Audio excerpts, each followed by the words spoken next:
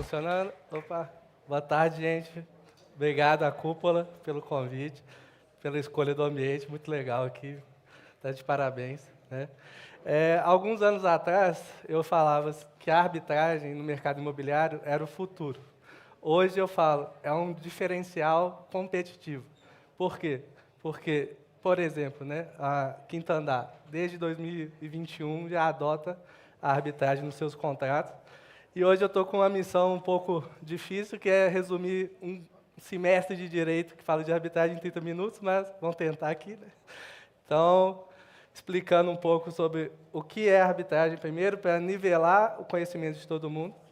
Mas antes, eu gostaria de fazer uma reflexão sobre qual é o preço de uma oportunidade, né? Lá na minha terra, em Belo Horizonte, a gente tem um ditado que é o seguinte: cavalo arriado só passa uma vez, né? Ou você monta nele e aproveita aquela oportunidade, ou não. E é muito difícil você saber o preço, né, de uma oportunidade. Vamos dar um exemplo mais prático. Como é que é seu nome? Maiara?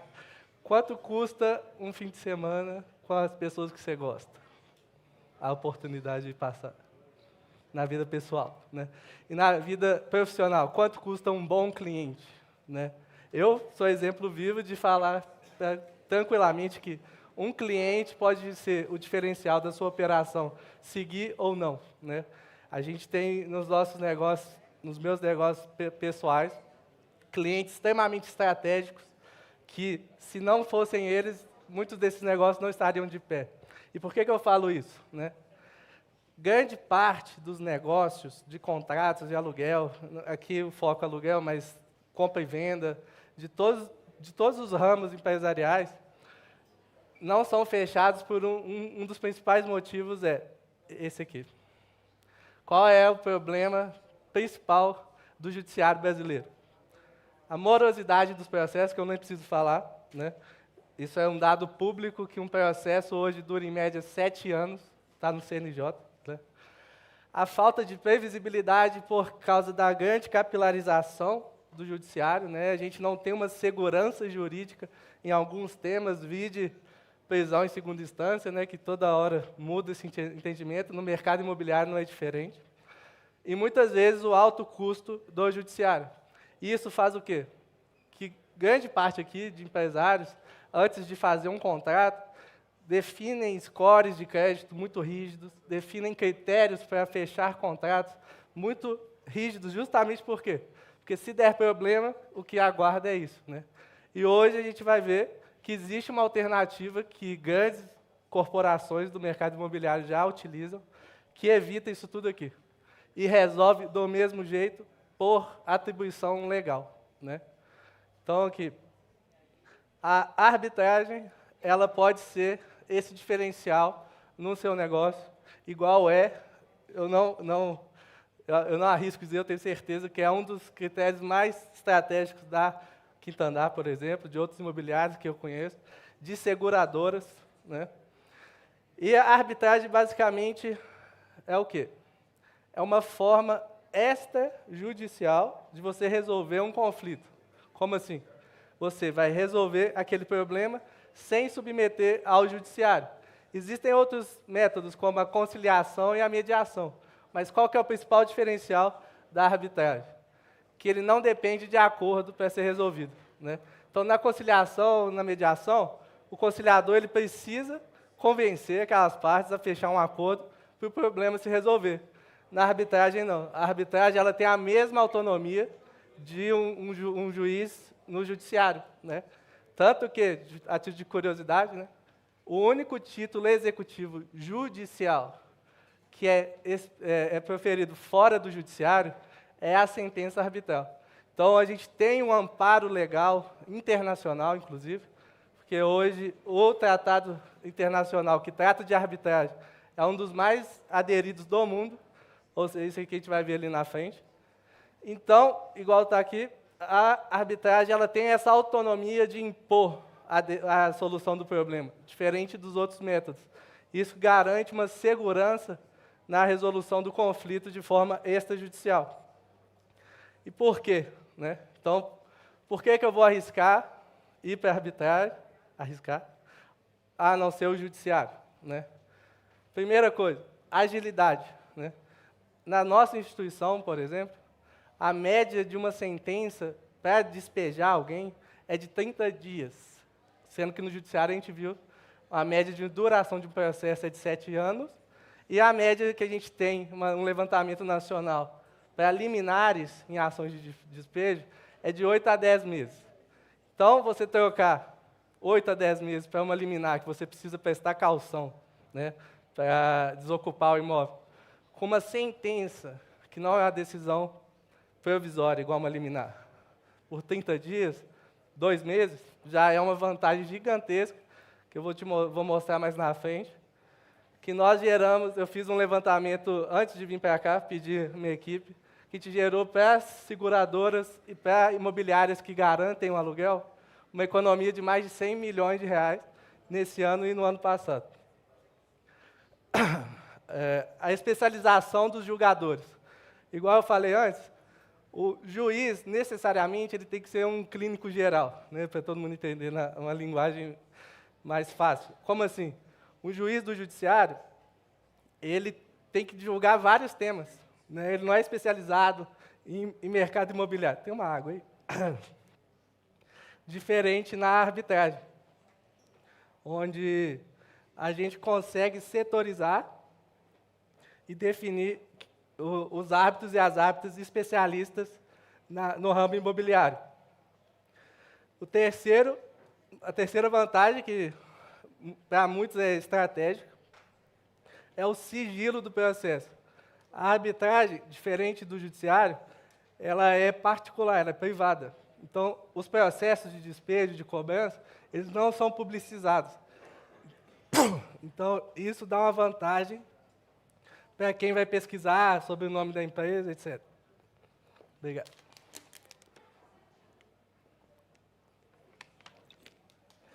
E, igual eu falei antes, a arbitragem ela tem um alcance global. Ou seja, quem aqui pensa em internacionalizar a sua empresa, se você escolher uma câmara da sua confiança, a decisão tomada nela pode ser executada em qualquer país signatário desse tratado, que são os principais países do mundo. Então, é uma estratégia muito boa para quem tem essa intenção de internacionalizar e para quem atua em vários estados do Brasil. Ao invés de você submeter a ação em cada tribunal, por exemplo, a Quinta Andar, que atua na maioria dos estados brasileiros, você vai concentrar todos os processos de todos os seus contratos do Brasil em uma só instituição. E aí, então como eu faço isso, né? É muito simples. Normalmente, a última cláusula do seu contrato vai ser a cláusula de foro. As partes elegem o foro da comarca de Curitiba. O que é isso? É que Curitiba, o foro, os juízes de Curitiba, o juízo de Curitiba, vai ser o competente para julgar os processos que envolvem esse contrato. Para instituir a arbitragem, o modelo mais fácil, aqui está um exemplo de cláusula, é você alterar essa cláusula de foro e colocar a arbitragem, né? Então, assim, você autoriza que aquela Câmara possa resolver qualquer conflito que envolva aquele contrato. A outra forma de instituir a arbitragem é depois que já existe um conflito. Ou seja, já está desgastada a relação, ou o inquilino já está devendo. Você pode formalizar um compromisso arbitral, o contrato já está assinado, né? Para que aquele litígio seja resolvido por arbitragem. Então, você tem essas duas formas de instituir no contrato a arbitragem, para autorizar que essa instituição julgue a eventual demanda. A gente tem alguns cuidados que tem que ter nessa redação, por causa de exigência legal, né? Mesmo que tenham discussões de que contrato de locação não é contrato de adesão, que tenha uma discussão de valores, etc., não custa nada você botar a cláusula em negrito. É isso que a lei exige. Coloque a cláusula em negrito e coloque um visto específico para a cláusula. Feito isso, é praticamente impossível de anular essa cláusula, salvo eu vou mostrar para vocês algumas situações que têm acontecido pontualmente. Mas a cláusula de arbitragem é isso, no contrato é isso.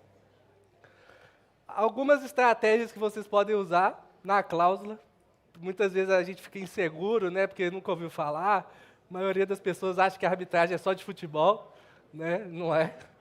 Então, algumas estratégias que o Código de Processo Civil autoriza é o quê?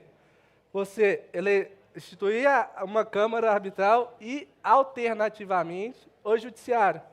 Assim, você não corre o risco, entre aspas, da Câmara fechar e aquele contrato ficar sem cláusula, apesar que, se acontecer isso, a cláusula fica invalidada e vai para o Judiciário mesmo. Então, muitas vezes, o inquilino fica desconfortável de assinar o contrato. Você pode colocar, alternativamente, mais de uma Câmara, ou a Câmara que você escolher e o Judiciário, né? Outra dica que a gente gosta de dar... Obrigado. Oi?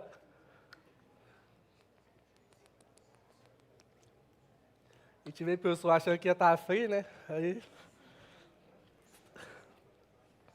Outra estratégia que a gente gosta de indicar é o quê? O negócio jurídico processual, tratando de citações e intimações. Por que isso? Com essa cláusula que está aqui atrás, ó, essa aqui, ó, você autoriza que o juízo faça citação pelo e-mail que foi elencado no contrato. Então, assim, você evita que tenha que enviar a carta com a R, esperar a R voltar, que muitas vezes é uma fase extremamente demorada de um processo, a parte de citação. Então, com um parágrafo simples desse, você negocia contratualmente que as citações e intimações sejam feitas por e-mail e evita a parte mais chata do início do processo, que é a citação, né? Então, essa estratégia a gente sempre indica por autorização do Código de Processo Civil, tá? Então, o artigo 190 autoriza esse tipo de situação. E, a título de curiosidade, em contratos de trabalhistas ou de relação de consumo, você pode aliar a mediação prévia compulsória. Por quê? O Código de Defesa do Consumidor e a CLT, eles vedam impor a arbitragem em determinadas situações, como forma obrigatória de solução de conflito. Mas isso não se aplica para a mediação. Então, existe uma estratégia que você pode usar no seu negócio para evitar a judicialização de algumas situações, onde você coloca a mediação como uma fase obrigatória e prévia de qualquer processo. E aqui só um fluxo básico para vocês entenderem como que é um processo arbitral, que é basicamente a mesma coisa que um processo judicial, é muito simples. Então, primeiramente, vou tratar de uma ação de despejo, tá?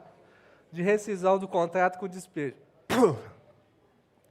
A locadora ou, em nome do locador, a imobiliária ou o locador, fazem o protocolo do processo, apresentando toda a documentação, né, o contrato, as planilhas. A instituição é obrigada a fazer uma triagem para ver se está tudo ok, para depois fazer a citação. Necessariamente, o réu tem que ter a oportunidade de se defender, né, então, abre o prazo para a defesa. E, ao mesmo tempo, a lei de locações, né, no artigo 62, autoriza a purgação da mora, né, que é o inquilino inadimplente pagar para evitar o despejo. Então, a gente abre o prazo, é feito o sorteio do árbitro ou da árbitra para julgar o processo, é proferida a sentença. Algumas instituições admitem recurso, igual a nossa, existe uma segunda instância interna na nossa Câmara que pode revisar a sentença, ou já parte para a execução da sentença, que costuma dar muita dúvida nas pessoas, tá? Porque fica assim, tá bom, então eu vou usar a arbitragem, vai ter a sentença, e aí? Como que eu executo? Você tem duas formas de executar, obrigar o oficial de justiça a ir lá, desocupar o imóvel. A primeira é a mais básica, que é fazer o cumprimento daquela sentença no judiciário.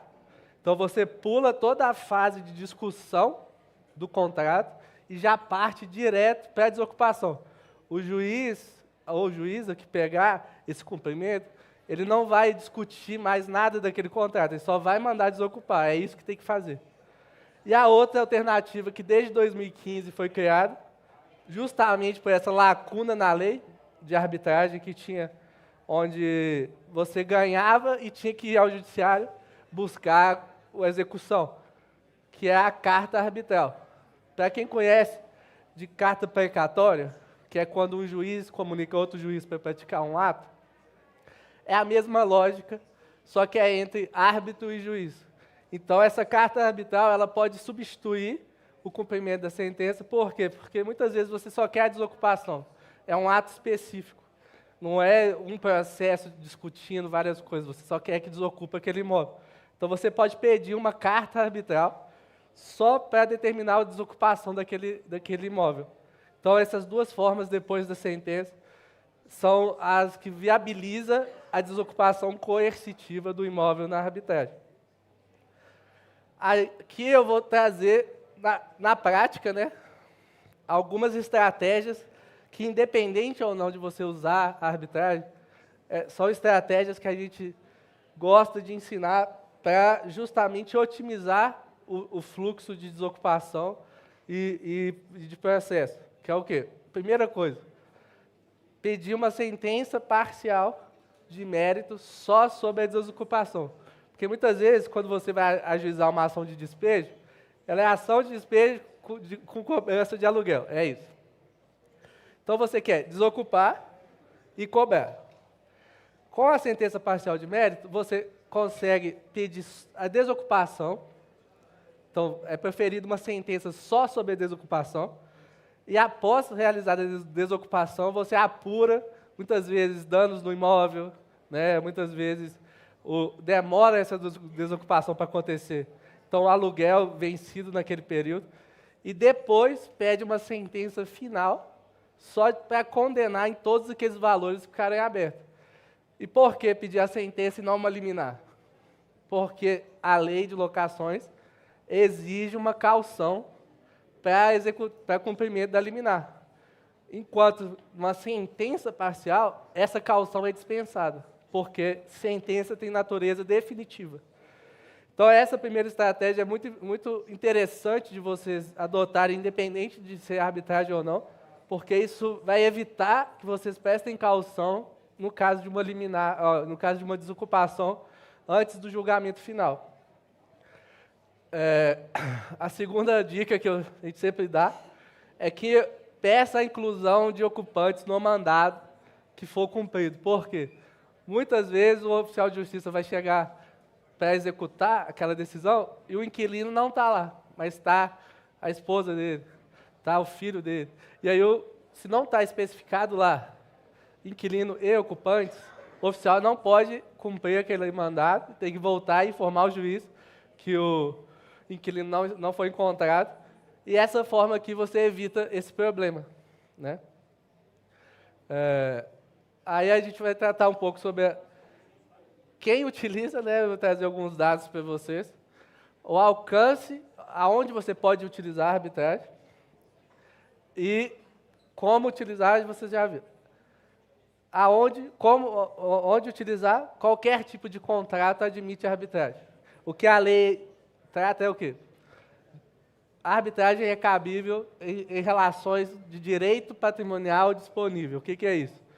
São direitos que você pode renunciar e que a lei autoriza que você renuncie ao invés de executar ele. Então, qualquer contrato de relação empresarial, de relacionamento entre partes iguais, é cabível a arbitragem. Então, em locação, contrato de compra e venda, franquia, todos esses tipos de contrato de seguro, todos esses tipos de contrato você pode utilizar.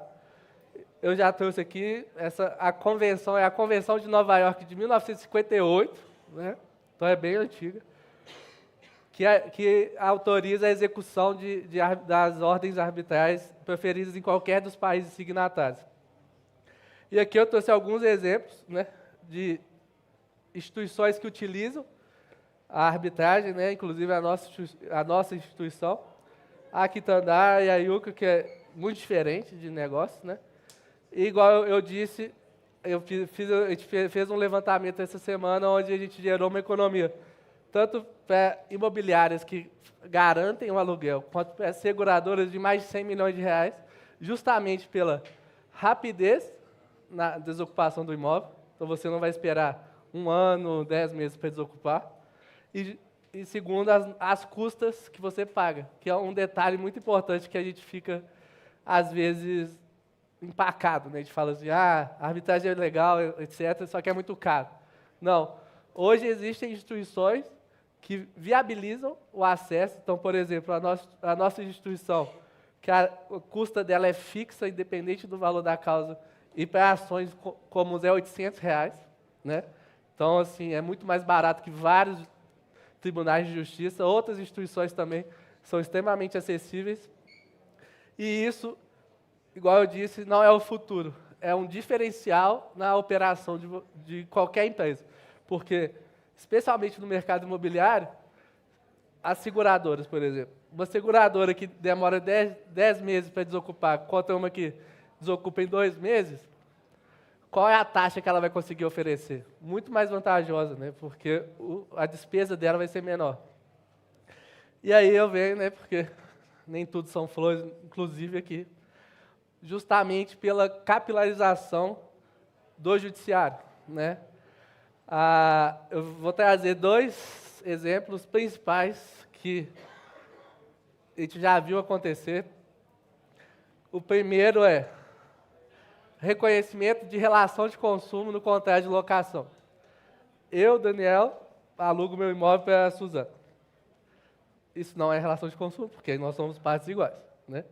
Só que, ao invés de fazer direto, eu peço uma imobiliária para alugar para ela. Só que o contrato vai estar Daniel e Suzana. Só porque tem uma imobiliária intermediando, eles têm juízes que entendem que isso é relação de consumo, a minha relação com ela. Isso, no meu ponto de vista, eu não sou fornecedor de serviço, ela não é consumidora, não existe serviço sendo prestado aqui. Então, se não existe serviço, nem produto, não existe fornecedor, não existe consumidor, como que existe relação de consumo? Mas alguns juízes têm reconhecido isso e, sendo relação de consumo, a arbitragem não pode ser obrigatória. Então, isso já aconteceu algumas vezes, só que, igual eu disse, é bem pontual. Só para vocês entenderem quão pontual é, nós já temos mais de 8 mil processos e eu tive notícia de 2 que aconteceu isso. Então, no universo de 8 mil, 2 que eu tive conhecimento, teve esse tipo de problema que ainda está em grau de recurso. Deixa eu voltar aqui.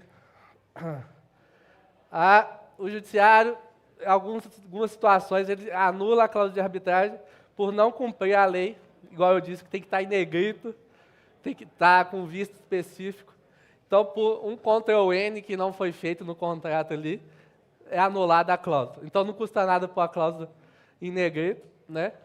E tem um caso no STJ de um escritório que tem, coincidentemente, ele tem mais de 1.800 processos com a gente, onde ele executou uma ação de despejo no judiciário e o réu alegou que tinha cláusula de arbitragem no contrato, e tinha mesmo, e o judiciário, o STJ, soltou uma ementa assim, ação de despejo cabe ao judiciário. Só que quando você vai ler, porque ementa é muito perigoso, tá, gente? Então, quem não é do direito, não leia só a ementa, leia o caso, né? Então, esse caso específico era um shopping, onde o lojista já tinha desocupado o imóvel, então o judiciário reconheceu a rescisão daquele contrato, e pelo contrato estar rescindido, não caberia a arbitragem. Então, é esse o contexto desse processo, se vocês pesquisarem. E aí, sim, realmente, se não existe contrato, não existe cláusula de arbitragem. Então, nesse caso, o STJ foi certo, só que tem que ler o processo para entender. Se você ler a ementa, vai estar assim, ação de despejo cabe ao judiciário. E não é isso que quis dizer aquele processo.